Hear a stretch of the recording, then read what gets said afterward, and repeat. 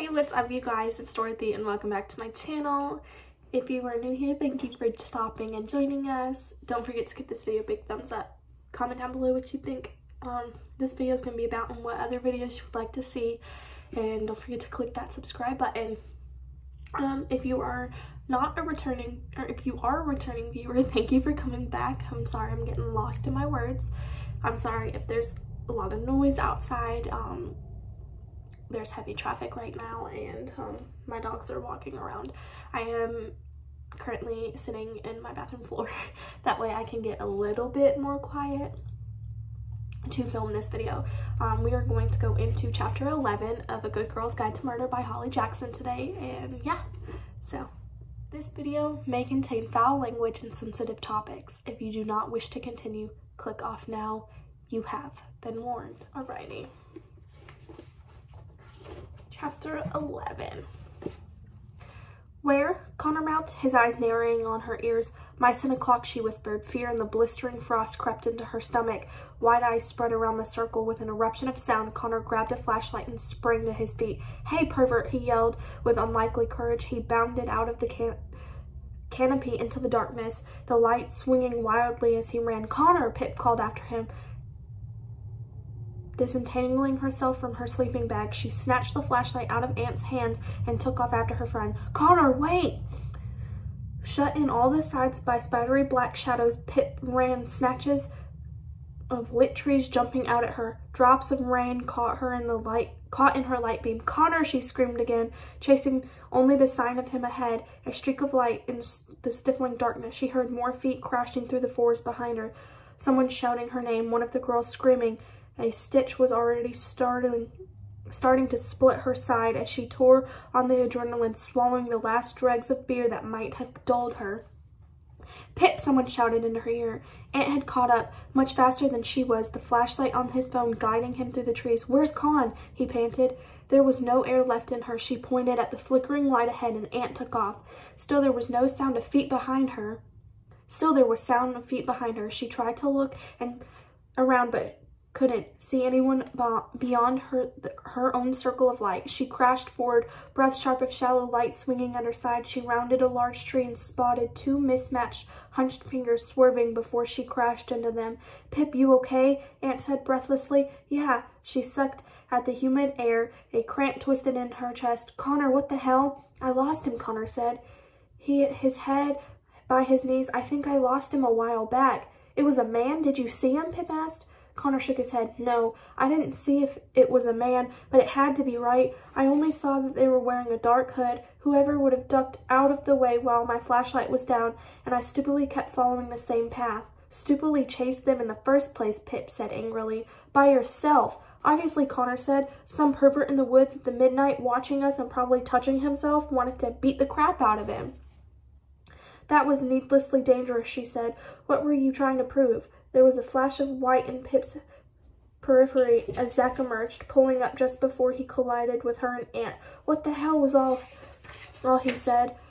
Then they heard the scream. Shit, Zach said, turning to his heel, sprinting back where he just come from. Cara, Lauren, Pip shouted, gripping her flashlight and following Zach, the other two beside her. Through the dark trees again, their nightmarish figures catching her hair, her stitch ripping deeper with each step. Half a minute later, they found Zach using his phone to light up where the two girls stood, hand in hand, Lauren in tears. What happened? Pip said, wrapping her arms around them, both shivering, even though the night was warm. Why did you scream?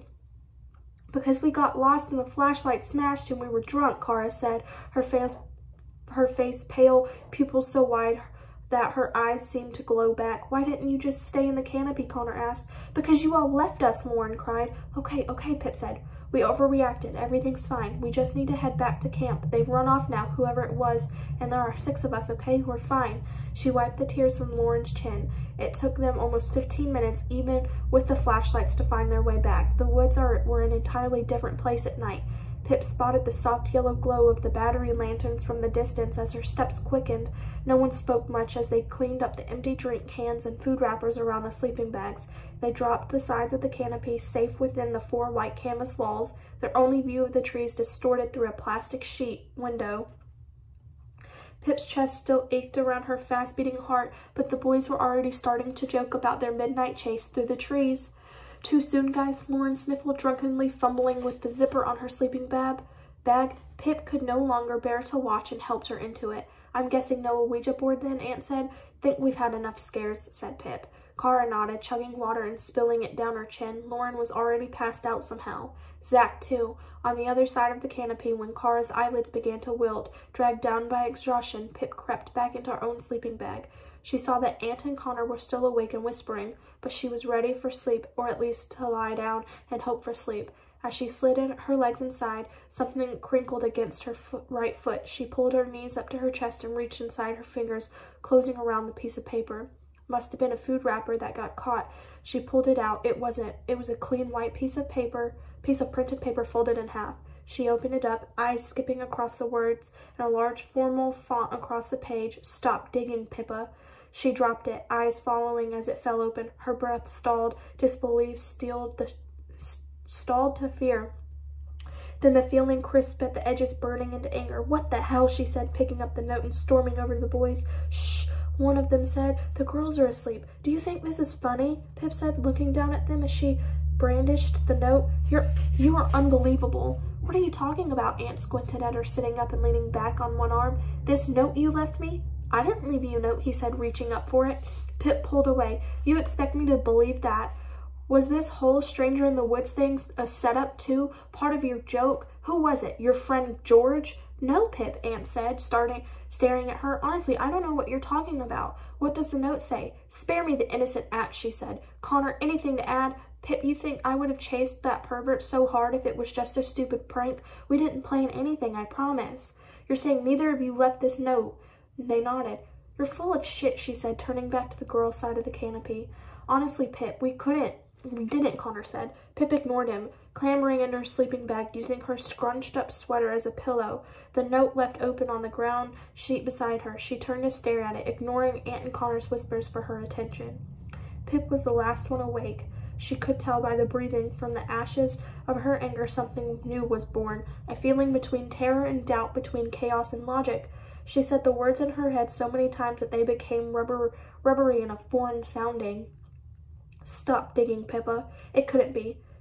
It was just a cruel joke, just a joke. She couldn't look away, though, her eyes tracing back and forth over the letters, and the forest in the dead of night came alive around her, crackling twigs, wing beats through the trees, and screams, fox or deer, she couldn't tell, but they shrieked and cried, and it wasn't Andy Bell screaming through time. Stop digging, Pippa. And that is the end of chapter 11. We will be going into part 2 of the book, because if I haven't told you, there are separate parts to this book, but we are now going into part 2 of the book, which also leads into chapter 12. So, yeah. So in the next video, we will be going into chapter 12. So I hope you guys enjoyed it, and I will see you in the next chapter. Bye!